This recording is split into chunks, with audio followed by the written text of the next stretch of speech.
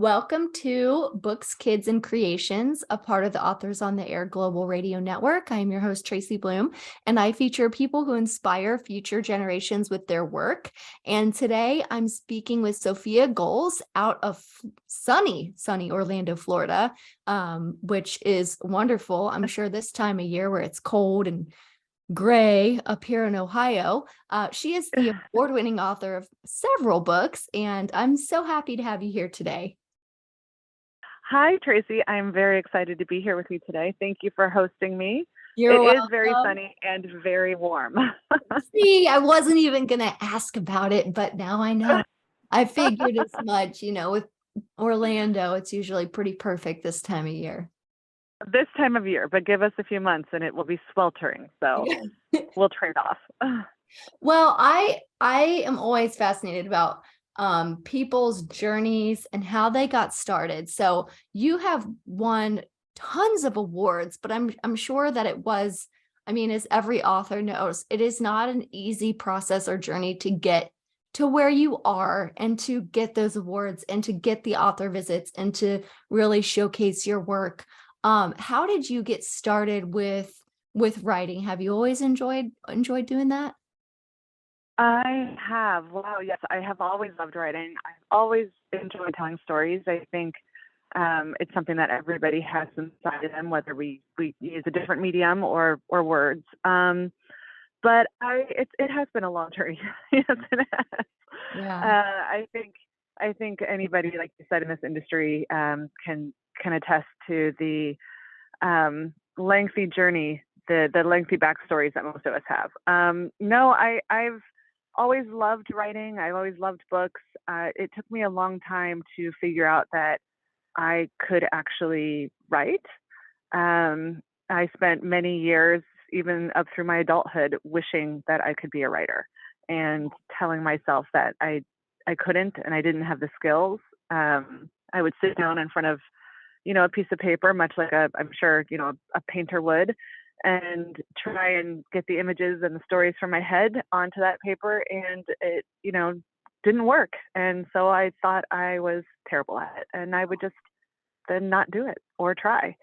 It wasn't until about 10 or 12 years ago that I finally told myself it's now or never. And I started taking writing classes and reading books, and I joined the SCBWI, which was incredibly helpful. Met other writers and started taking myself a little more seriously. But awesome. It was funny though. It was actually a friend of mine a few years after that, when I had started trying to do things. A friend of mine and I sat down at dinner one night. And she's in a different industry, but a creative one as well. And we were both at this wall, we felt. And we sort of, during this dinner, made a promise to each other that we would go home that night, after this lengthy talk and no longer say I'm an aspiring writer, or in her case, an aspiring actress. It was, I am a writer and I am an actress. And we just made this decision to look at ourselves differently. And I feel like, and she will say the same thing, she's gone on to do great things and is on television. And it was more the way we looked at ourselves versus how other people saw us. And it was a pivotal moment. Isn't that incredible? Like just that mentality and the words we tell ourselves about ourselves. I was just talking to someone the other day about, they said, I feel like I'm really hard on myself. I'm like, yeah, I think a lot of people are really hard on themselves, almost to a point where it's like, well, you wouldn't let someone else talk to you like that. Why are you talking to yourself like that? And it's so amazing how just your mindset and your mentality and your ability to look at yourself in this new light and probably step into the space that you were already in and just own it completely shifted everything. I think absolutely. And I think also, especially if you're in a creative field of any type, it's very easy to just say, I'm terrible at this. I clearly don't have a natural talent. This is not for me. And I wish that I had learned early on just how much work goes into writing, that you might love being creative and telling stories, but the learning the craft of it, just like any medium, it takes Yeah. time and a lot of practice. And so for me in particular, I just didn't think I was naturally inclined, and therefore it wasn't my medium. I couldn't do it. Mm. And it took me a long time to, like I said, to switch that mentality, and it really does make a big difference. Yeah, and your books are so beautiful. I mean, I've kind Thank of you. looked over and they're all very, very stunning and fun and well written and well illustrated. But your first book, The Boy Who Grew a Forest, how did that book come to you? How did you decide that you were going to write that book? um, well, that one was that was a challenge for me in many ways. My father was a forest ecologist and conservationist, and some of my earliest memories are trekking through forests with him and helping him take samples or water samples here, or climb a tower to measure whatever. Um, it's a subject matter that I'm naturally drawn to, that I really felt was very near to my heart. And when I saw there was a short National Geographic documentary on the subject of the boy who grew a forest. It was Jadav Payeng, and that's how I discovered this subject. And I was so moved by this person who decided to take action and didn't need the world to know about it. It wasn't on Instagram. It wasn't on TikTok. It wasn't like, hey, look what I'm doing. It was Yeah. just him and his own two hands, um, walking the walk, not just talking it, and making a massive impact in this local community. And I don't know, it was just so hopeful and beautiful, and it really called to my heart. And when I saw this, I could not stop thinking about it. And it didn't occur to me when I saw it. I wasn't like, ooh, this will make a great book. It was just one of those things that I couldn't stop thinking about. And then I got really curious. Is he still alive? What's he doing now? How big is the forest? And so then I started doing this research, not even realizing at the time that I was researching. Yeah. And it wasn't until I got a little obsessive about it that I realized I am really into this and I really want to tell people about this. And not only that, but I think kids might really find this inspiring. Yeah. And I started playing with the idea of turning it into a book. And I had a strong first draft very quickly. It was one of those stories that sort of flowed. Yeah. And when that happens as a writer, as you know, it's a pretty magical moment because it's definitely not always like that. No.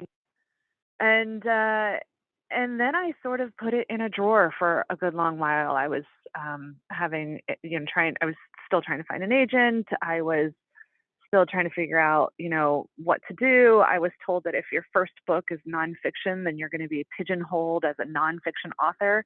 Mm. And this is an interesting thing because I had always been a fiction author. This story, The Boy Who Grew a Forest, was the first nonfiction piece I'd ever written.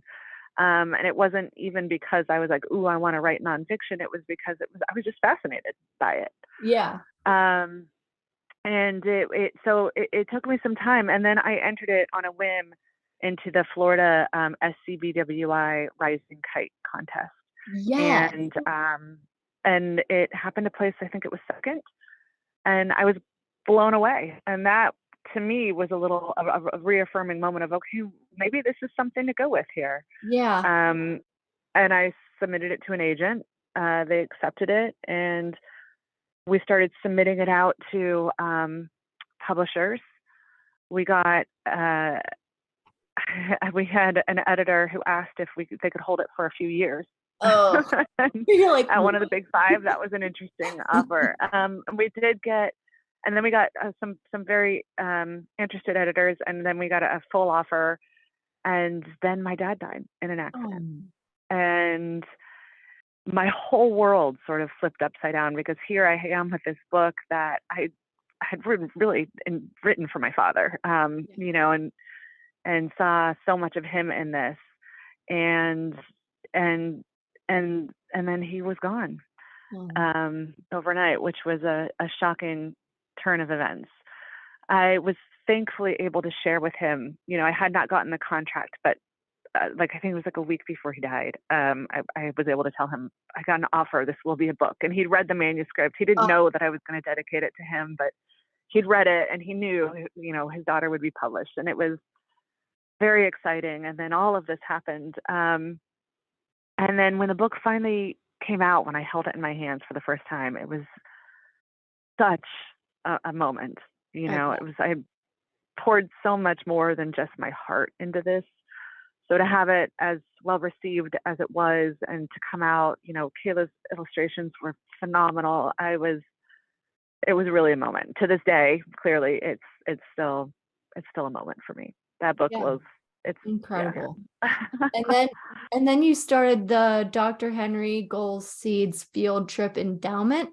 Yes. So my father right before he passed, had just retired from the National Science Foundation in DC. And while he was there, he was in charge of funding grants, ecological grants for around the world. And one of the grants he'd approved and the programs he was really excited about was for ESA, which is the Ecological Society of America, for their seeds program. And their seeds program helps students from diverse backgrounds, step into the realm of ecology. And the endowment that we created in my father's name, which we have just reached, I'm very excited. The funding that will be in perpetuity now. It takes students on field trips, so it gives them field experiences Oh, at cool. different seeds and ESA sites around the country. So we're very, very excited about it, and I'm happy to continue to try and push that legacy as much as possible. That's incredible. What an incredible accomplishment. And I'm sure that like you could just feel, I'm sure your dad looking down or however you believe, but just that presence of, I'm proud of you for this. Good job. I sure hope so. I'd like Yeah. to think so. Yeah. Um, and then you've also created some really funny books. So the Yes. bug on the rug is adorable, by the way. I have a sister who Thank has you.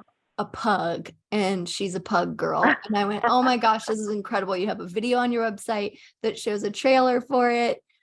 Is that you? Yes. Is that your newest book? So that was my newest book, and funny enough, the first fiction book that I've had published. So now, having come from a not nonfiction focus, I've had 4 nonfiction books published, and Bug on the Road is my first fiction, and it was so much fun to write. I was so excited to have it out there, and it will not be alone. I can only say that for now. There will be. Oh, It will have a companion sometime soon, but I can't yay. share anything beyond that. That's awesome. Yeah, well, and I think that's really cool that you stepped right from nonfiction into a funny fiction. And it's like, you don't have to live in these boxes that people try to put you in. And you can, if you want to try it, then you can try it and get right into a different genre. Yeah. And, if you want to write a I will say tragedy, I'm very lucky that I have an agent who also believes that. that's So good. it's definitely nice to have a partner like that who believes that you can step out of a box, Yeah. um, and has helped me to do so. So I am very grateful for that. But I agree. I mean, I didn't think I could write a book, and here I am, 5+ books in. And so who's to say you can't write something different at that point in time? Yeah. There are no limitations other than the ones we set on ourselves. Yeah. And okay, I have to talk about a history of toilet paper. How did how did you decide on this? Well, like I'm always fascinated by how ideas come to people, and I'm like, I wonder how she decided on this.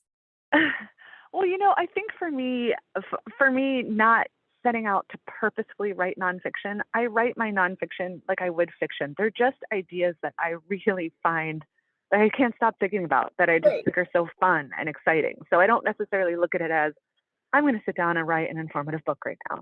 Right. I just write about something I like. And for toilet paper, I was the pandemic. I walked into the Oh my grocery store gosh, and there right? were empty shelves everywhere. But I turned around and I was like, there are Kleenex and baby wipes and other things. And I was like, well, shoot, we don't have to use toilet paper. And I was like, I'm sure, in my mind, I'm sitting there going, I'm sure people use lots of creative things, way back when. And then I sort of thought about that after a while. And I was like, what did we use before toilet paper? I really appreciate my toilet paper now. Oh yeah, I think what was we all do. before? Mm-hmm. So again, it was just that sort of, I'm going to just check this out and see what happened. And then the more it was one of those random, probably midnight Googles during the pandemic. And that sort of snowballed into a book because it was fascinating what people used and hilarious and bizarre. And also, as I started reading it, it sort of, paralleled this, not just the invention of toilet paper, but, civilization and, hygiene and all these other things that are important to us now. Right. So that's sort of how it came about. That's awesome. Yeah. Well, all of your books are so great. And then I was looking on your website, you also have teacher guides, you do a lot of author visits. Yeah. Yeah, I just think that there's so many cool things that you're doing. Is there anything on the horizon that you would like to talk about? Oh my goodness. There are a few books that are on the horizon that I cannot share any details with, but Oh, I will say I got an offer for a book this past week. I got the call while I was on vacation. I didn't expect to pick up the call. It was a number I didn't realize was my agent. And it was for a manuscript that was one of the very first manuscripts that I wrote 10 years ago. oh, And I have rewritten it in a million different ways since then. It's one of those manuscripts I'd write and I just knew something wasn't right. I've yeah, completely different characters, different names, different themes. My critique group is sick of it 10 years later. hilarious. And I finally, about a year ago, felt like I hit the nail on the head. And I am so glad that my agent believed in it. And I just got an offer, and it was just this kind of magical moment that came together while I was away. And I can't wait. I can't wait to share this story. I can't wait to go into classes or workshops and share original drafts of this story, because it is just it's a story. With a big backstory. Well, I always ask everyone who comes on the show, what Mhm. advice do you have for future generations? And this could be anybody who, just in general, or kids who want to pursue writing or try to be an author, anything. Oh, the biggest piece of advice I have is you're not terrible. You are not terrible. Your stories might be not exactly what you want them to be, especially at the beginning. But that doesn't mean that you're not a storyteller or that you can't do it. Don't hold yourself back like I did for myself for so many years. Definitely be open to critique and to learning, because you might not be terrible, but you also have a lot to learn. And even Mhm. even now, I'm learning constantly. And then have patience. If it's something you love, you'll wait as long as you can for it, and you'll need that. Great advice. Well, I am so proud of you. I'm so honored to have had this time to Thank speak with you and talk about your beautiful creations. I will post a link underneath of the video, or well, I guess it's audio, but I'll post a link in the description here that links to your website where people can check out all of your wonderful books. If you're a school teacher or a principal and you want to book her for school visits, she has a link on her page for author visits. Is there anything else that you would like to share? I just want to say, first of all, thank you so much for having me. This has been so lovely, and I just want to say, happy reading and writing to everybody out there. Happy reading and writing, everybody. Thank you so much. Thank you.